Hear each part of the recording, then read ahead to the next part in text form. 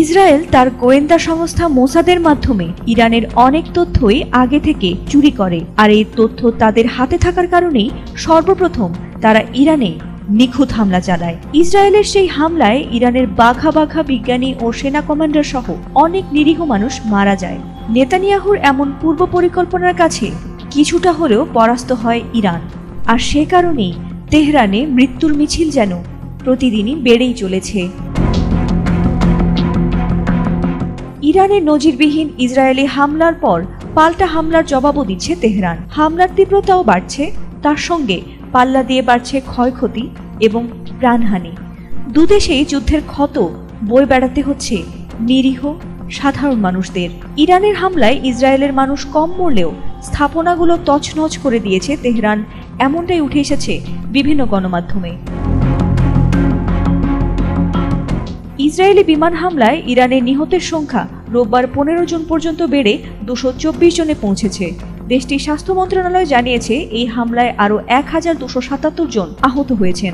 বার্তা সংস্থা associated press এপির এক প্রতিবেদনে বলা হয়েছে, নিহতদের মধ্যে 90% বেশি বেসামরিক নাগরিক।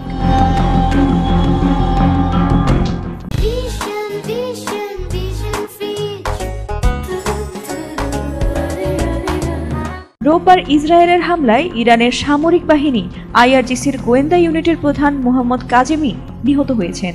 একই হামলায় তার সহকারী হাসান মোহাক্কেক এবং মোহাম্মদ মোহসিন বাকিরিও মারা যান। এছাড়াও সর্বশেষ তথ্যানুযায়ী ইসরায়েল ইরানের পররাষ্ট্র মন্ত্রণালয়ের একটি ভবনেও হামলা চালিয়েছে।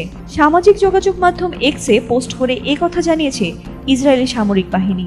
এদিকে ইরানের হামলায় ইসরায়েলের ভূখণ্ডে রোববার দিবাগত রাতে 4 জন নিহত হয়েছেন। এর মধ্য দিয়ে গত শুক্রবার থেকে এ পর্যন্ত ইসরায়েলে মোট নিহতের সংখ্যা অন্তত 19 জনে দাঁড়িয়েছে বলে জানিয়েছে দেশটির জাতীয় জরুরি পরিষেবা।